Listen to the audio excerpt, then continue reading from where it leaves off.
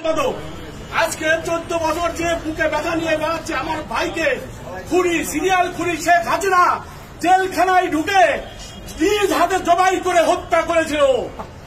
সেই কথা বলতে পারিনি, আমার ভাইয়ের নাম উচ্চারণ করতে পারিনি। প্রেস ক্লাবকে সহ মুখে চোখে কালো কাপড় বেঁধে দেওয়া হয়েছিল।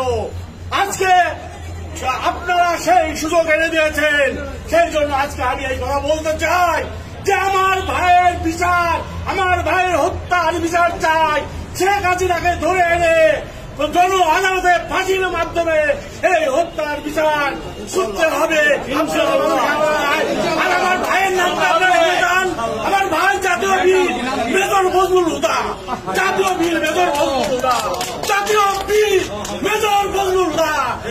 মুক্তির মহান দিবস ঐতিহাসিক 15ই আগস্ট, মুক্তির মহান দিবস ঐতিহাসিক 5ই আগস্ট, 2টা আগস্ট আমরা পেয়েছি। লাল আগস্ট জিন্দাবাদ।